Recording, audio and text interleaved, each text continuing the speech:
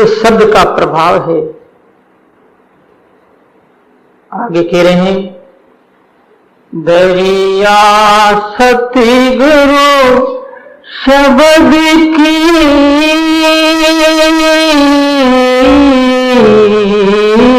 बोलो दरिया नागी चोट सुटो नागी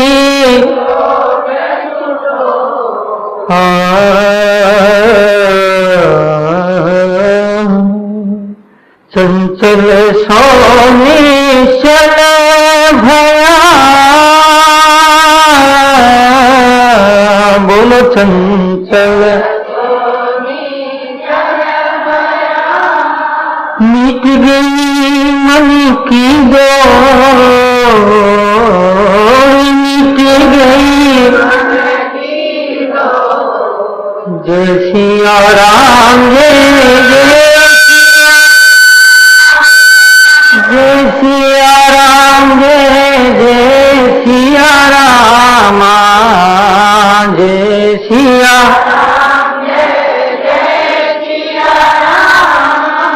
जय सिया राम बोलो राम। सतगुरु के शब्द की लागी चोट छूटो। गुरुदेव की शब्द की लागी। क्या गुरुदेव ने कोई डंडा मारा या कोई तोप से गोला चलाया या कोई मिसाइल चलाई? कैसे चोट लगी? कौन सा ऐसा गोला है जो गुरु ने मारा और शिष्य के हृदय पर चोट लगी? चोट मतलब स्वीकृति हुई, मन मान लिया।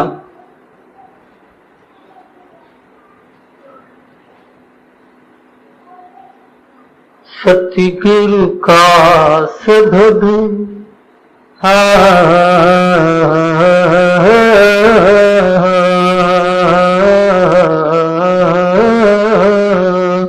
सतगुरु का शब्द मन माया मेरे शूरवीर सतबेन के हो पुन तूठा फेरे शूरवीर सतबेन के हो पुन तूठा फेरे। गुरु के वचन मन मान्या मेरे, मान लिया, स्वीकार कर लिया, यही चोट लगना है।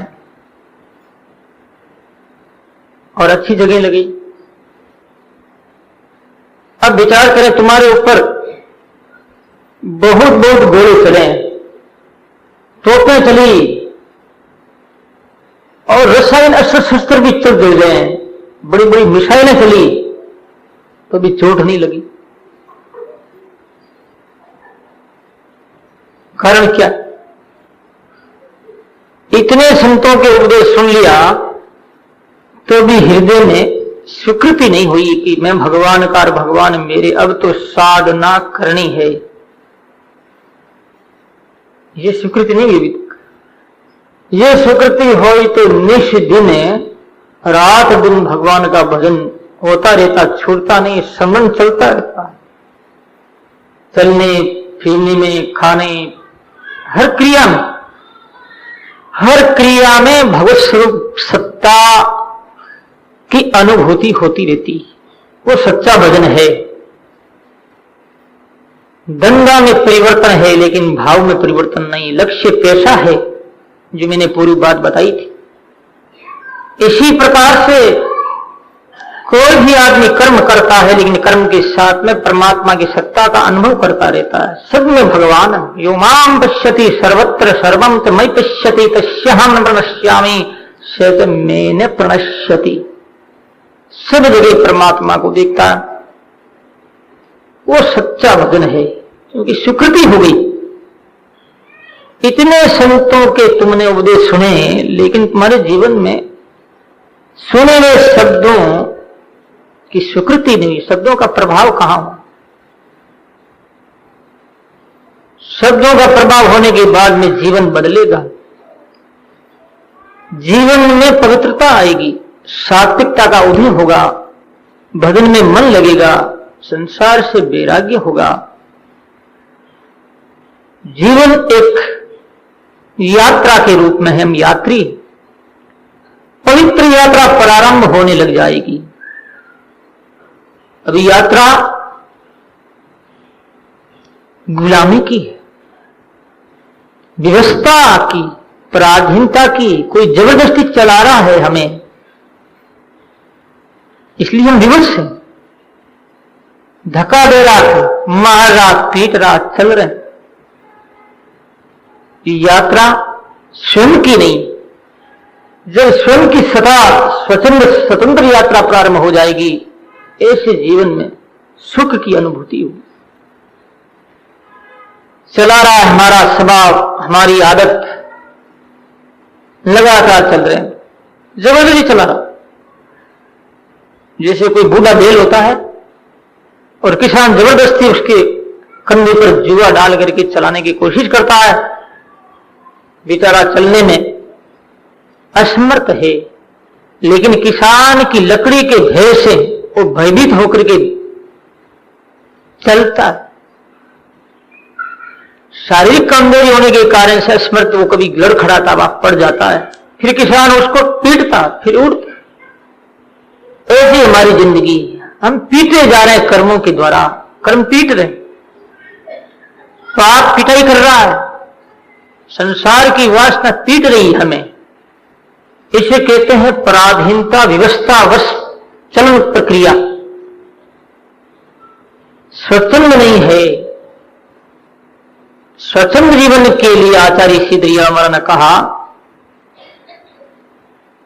मंची पंछी साधु का धरिया मार्गीना, अपनी इच्छा से चले,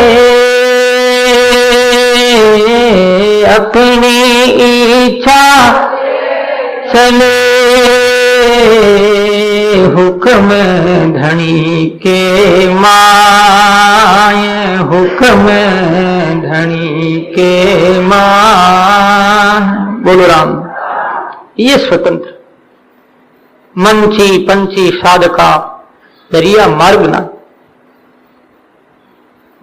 मंची मछली जल में चलती, जल में मछली का कोई निश्चित मार्ग नहीं रहता है, जहां कहीं भी वो इधर उधर लपकती हुई, झपकती हुई, कूदती हुई, इकलाती हुई चलती रहती, कोई निश्चित एक मार्ग नहीं। जैसे रेल का एक पटरी मार्ग लाइन होती, ऐसा नहीं। मछली जहां था इधर आती, इधर एकदम जंप मार करके उधर चली जाती, दिशा बदल करके पूर्व की ओर चली गई, इससे मछली का मार्ग नहीं। इसी प्रकार से पक्षी का भी कोई मार्ग नहीं। पक्षी आकाश में उड़ता है, उड़ता उड़ता इधर जा रहा तो इधर चला जाएगा, इधर चला जाएगा। ऐसे संत का भी कोई मार्ग नहीं। एक मार्ग है संत का, आध्यात्मिक, हुक्म धनी की मां, अपनी इच्छा से चले, पराइयों की इच्छा नहीं, अपनी इच्छा। हम कर्मों के पराधीन है, कर्म जबरदस्ती हमारे ऊपर क्रिया को थोप रहा है और व्यवस्थावश हम पराधीन होकर के चल रहे। संत कर्मों के पराधीन नहीं, स्वतंत्र है, स्वतंत्र चलता।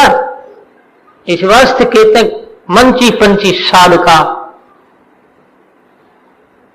कर्म विषय की स्वतंत्रता के बारे में महाभारत में दुर्योधन क्या बोलता है।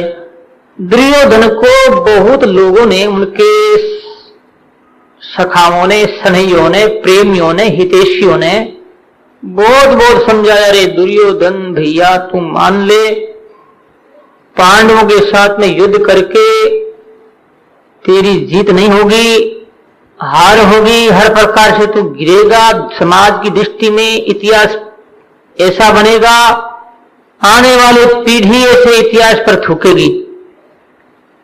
लेकिन दुर्योधन नहीं मानता, और वो कहता है इतने लोगों के प्रेरणा देने के बाद वो क्या कहता है, जानामि धर्मम निच में प्रवृत्ति, जानामि धर्मम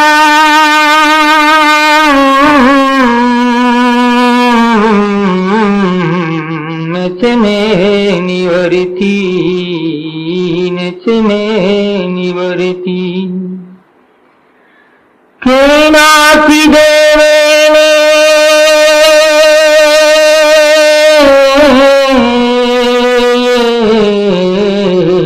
यथा नियुक्तोऽस्मि तथा करोमि। बोलो राम।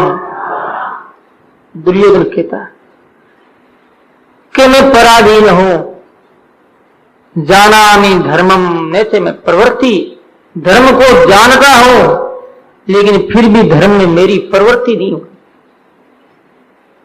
धर्म के प्रति लगाव रखने की कोशिश, धर्म का प्रभाव कितना महान उद्धार टालने वाला है, फिर भी मेरी प्रवृत्ति नहीं हो रही है। जाना मैं धर्मम, अधर्म को भी जानता हूं लेकिन अधर्म छोड़ नहीं पा रहा हूं, क्योंकि मैं पराधीन हूं। केन अपि देवेन, किसी देवता के द्वारा। कौन सा देवता है? कर्म देवता है, प्रारब्ध देवता है। कौन सा ऐसा देव है जो जबरदस्ती मुझे लगा रहा है और मैं लग रहा हूं किसी के द्वारा, मैं सोचने लगता किसी के द्वारा लगाया जा रहा हूं, क्या करूं? इसे कहते हैं पराधीनता। क्योंकि दुर्योधन के कर्म है, उसे खोटे काम में लगा रहे हैं। ऐसे जीव, प्रत्येक प्राणी स्वतंत्र है। ध्यान वृक्ष ने कर्मों के अधीन है, कर्म उनको निर्माण कर रहे हैं। अच्छाइयों का बुराइयों की फिल्म चलती रहती है। वो फिल्म विचारों की, भावों की, और उस फिल्म को दिखा रहा है प्रारब्ध, किसको? जीव को। इसलिए जीव पराधीन है।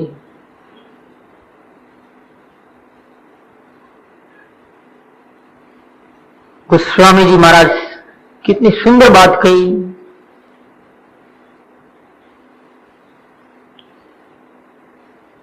परमसी जी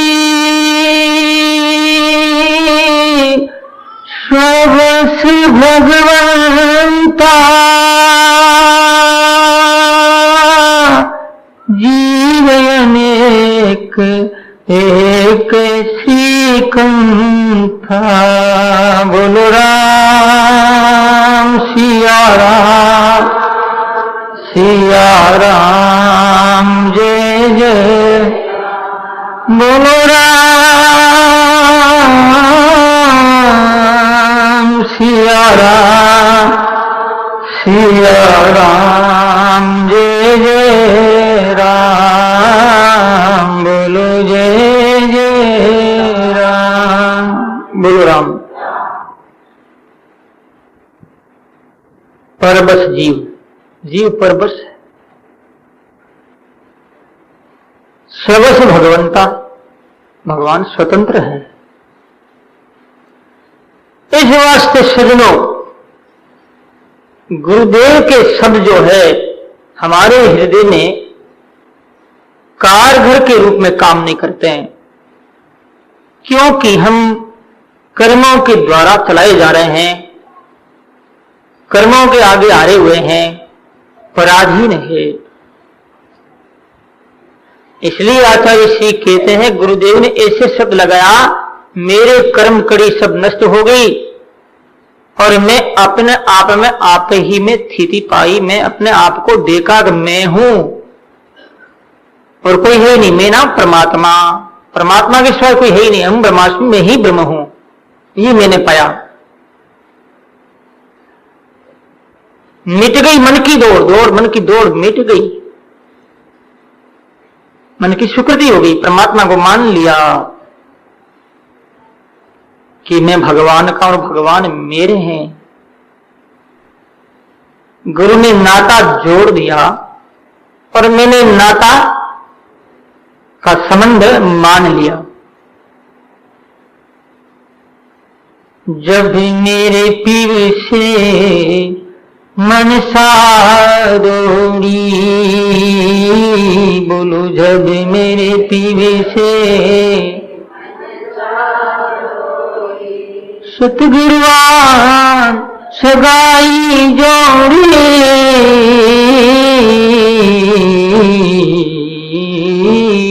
सतगुरुवान सगाई जोड़ी, जब मेरे पीर से मनसा दौड़ी, जब मेरे पीर से मनसा दौड़ी, जब मेरे पीर से मनसा दौड़ी। बोलो राम। पीर के प्रति, राम के प्रति मेरा मन बढ़ा। गुरुदेव ने समन जोड़ दिया कि बेटा तू संसार का नहीं, संसार तेरा नहीं, तुम भगवान का है, भगवान तेरे। मन की दौड़ मिटी। एक बहुत सुंदर बात याद आ गई, ध्यान पूर्वक सुनेंगे। एक बार की बात, एक कोई वृद्ध बूढ़े हो जाते हैं, बूढ़ों की बहुत दुर्दशा होती, इसलिए आजकल भारत सरकार के भी ऐसा चिंतन हुआ है कि भाई भारत में भी ऐसे वृद्ध आश्रम बनाए जाए। फॉरेन में बहुत वृद्ध आश्रम है, अमेरिका में बहुत है, जापान में बहुत है। वृद्ध होने के बाद में उनकी बेइज्जत होती है, बेटा आदर नहीं करता है, बीनियां कहना नहीं मानती है। तिरस्कार, तथ्यपूर्ण जीवन, ग्लानिपूर्ण जीवन जीने वाला व्यक्ति अपनी आत्मा से खोजता अपने आप, फिर वो सोचता कहां जाऊं, कैसे करूं, क्या करूं, किससे सलाह लूं, किस जगह रहूं। जवानी में बड़ी मस्ती से रहा, बाल्यपना आजादी से रहा, अब बुढ़ापा आया, बेटा बेटी बात माने नहीं, बीनियां बात माने नहीं, दुखी। इसलिए बुढ़े आश्रमों की आवश्यकता, बूढ़ों के लिए। बूढ़ों को एक जगह रख दो, मामा फिरे, नाम जप करे, भगवान को याद रखो, तो बूढ़ा हो गया, हर प्रकार से ग्लानि होकर के गया एक संत के पास, दादू के पास।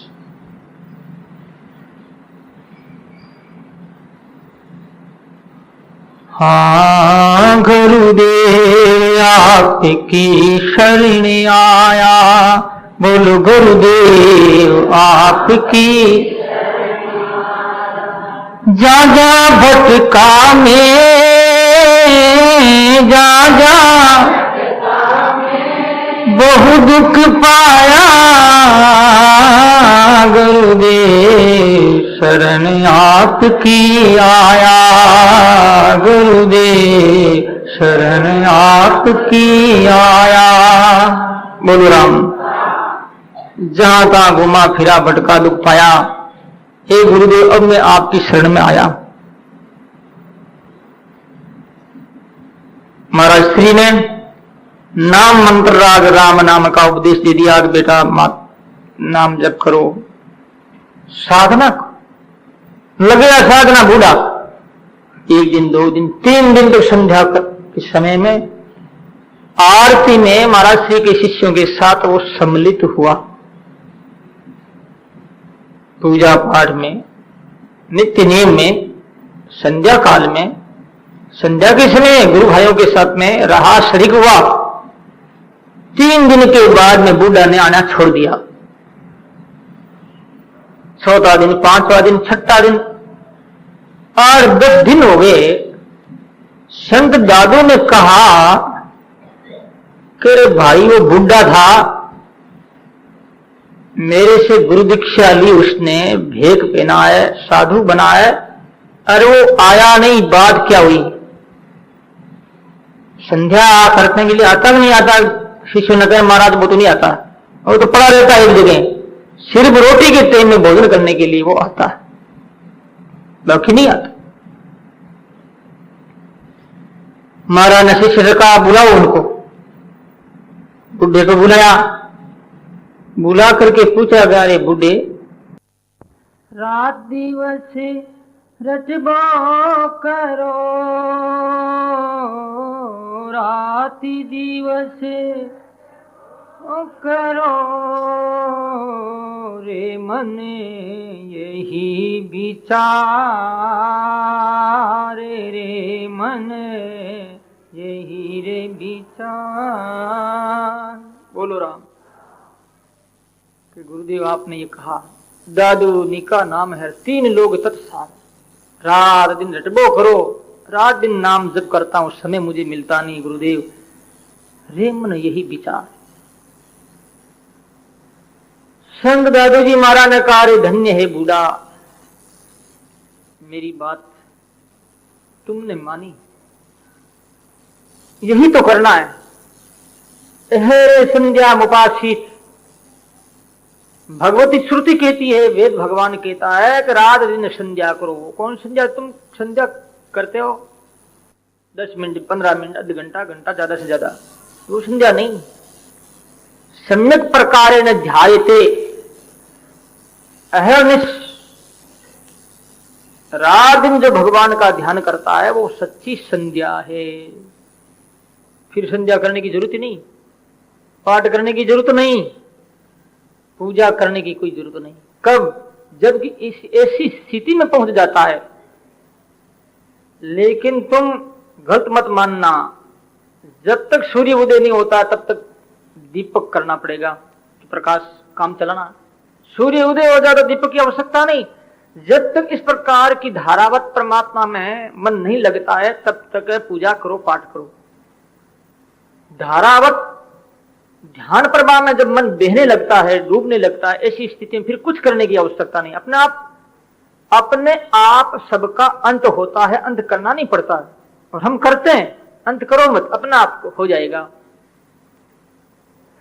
नींद आती है तो क्रिया अपने आप खत्म होती है। सिर्फ नींद में निद्रा क्रिया रहती है, लेकिन चलना फिरना खाना पीना अपना बंद हो जाता है। नींद आते ही ऐसे ही चरम परम लक्ष्य तक पहुंचते हैं तो उस समय ये पाठ पूजा जो बंद भी हो जाता है तो कोई हानि नहीं। लेकिन लोग कितने गलत काम करते हैं। कहते हैं हम तो पहुंच गए, कहां पहुंच गए? ब्रह्मरंध्र तक चले गए और पूजा छोड़ दिया, पाठ छोड़ दिया। मारवाड़ी में कहावत है कि बाबू जी आगे तो गोरो घणो और फिर बबूत लगाई ली। समझे नहीं समझे क्या काम है? आगे तो गोरो घना, गोर वर्ण ज्यादा, गोर वर्ण काला है और फिर बबूती लगा तो कितना बदा लगेगा। अरे हम ध्यान नहीं करते हैं, पाठ भी ध्यान नहीं हमारा हो रहा है, अच्छे काम नहीं हो रहा है, फिर पूजा पाठ छोड़ दी। तुम छत पर पहुंच जाओ, लेकिन जब तक स्टेज बाय स्टेज तो आगे कदम टू कदम बढ़ते हुए चलते हैं तो पावड़ियों की आवश्यकता है, नाल की आवश्यकता है ना, सीढ़ी के द्वारा जाना जाता है ना। एक निचली सीढ़ी से नहीं, पूरी सीढ़ियों को पार करना पड़ता है। इस वास्ते ध्यान करें, लेकिन जब वो ध्यान ब्रह्मांड में चला जाता है उसे कोई करने की आवश्यकता नहीं रहती है, फिर होता है। वो कौन सा ध्यान है? ध्यान लग्यो ब्रह्मांड में मारी हेली। बोलो ध्यान लग्यो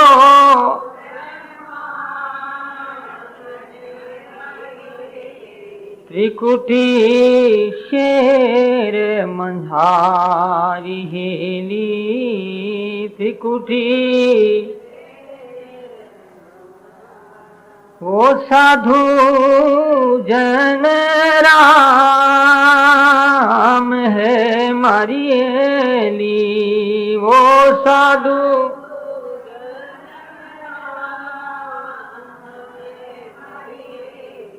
नित डोली जे लारी हेली। नित डोली जे ला हरे राम सनई मत छोड़िए मारिए ली राम बोलो छोड़िए मारिए ली धन मन धन जल जाई हेली धन जल जा बोलो राम। जब ब्रह्मांड में ध्यान लगने लग जाता है ऐसी स्थिति में सारी प्रक्रिया अपने आप ही त्यक्त हो जाती है, छोड़ना नहीं पड़ता, छूट जाता है। नींद में कर्म को छोड़ना नहीं पड़ता, धंधे को छोड़ना नहीं पड़ता, नींद आती अपना आप छूट जाता है। इसी प्रकार से जब साधना के द्वारा ब्रह्मरंध्र में जीव चला जाता है, साधक साधना करते करते, तो उसके बाद में कर्म का निराकरण, कर्म निराहार्य परिहार्य हो जाता है।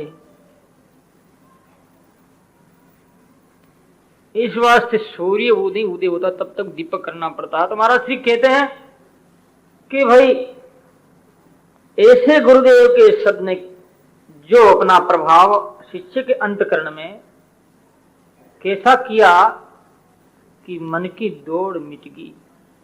दादू जी महाराज ने कहा, अरे जगदीश धन्य है तुमको, वास्तव में तू मेरा सच्चा चेला है। बस यही संध्या बेटा, यही पूजा है, यही पाठ करते रहो करते रहो। ऐसा किया उसने। यह है गुरुदेव के शब्द का चमत्कार। सत्संग सुनना है, शब्द की वर्षा है। भागवत सुनना है, भागवत की वर्षा है। आचार्य सिद्धरिया महाराज की वाणी पर मैं प्रवचन कर रहा हूं, यह महाराज श्री की वाणी की वर्षा है, यह अमृत की वर्षा है। जब वर्षा से व्यक्ति गीला नहीं होता है तो वर्षा का क्या प्रभाव है भाई? संतों के शब्दों की वर्षा होती और हम उनमें भीगते नहीं, गीले नहीं होते हैं, तो हमारे ऊपर क्या प्रभाव? तो गुरुदेव ने ऐसा कर दिया, भिजा दिया पूरा जीवन को। तुम्हारा श्री आगे कहते हैं, दरिया सतगुरु शब्द की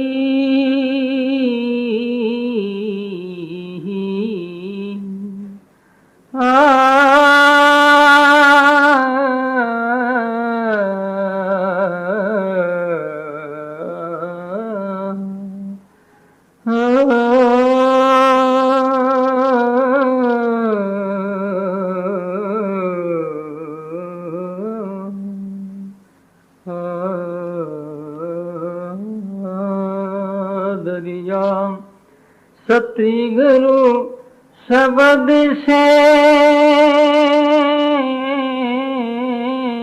मिट गई खेचातान, भरम अंधेरा मिट गया फरशा पद निर्वाण।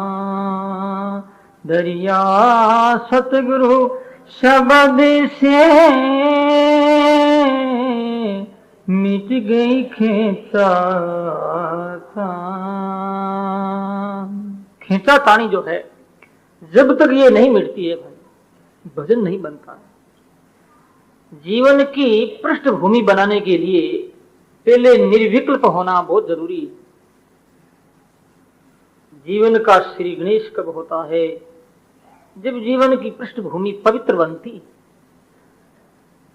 उसके लिए सत्संग की आवश्यकता, गुरुदेव की वाणी की आवश्यकता। महाराज जी कहते हैं, फिर भी देखो हम लोग किधर जा रहे हैं, डूब रहे हैं सजनों। गुरुदेव हाथ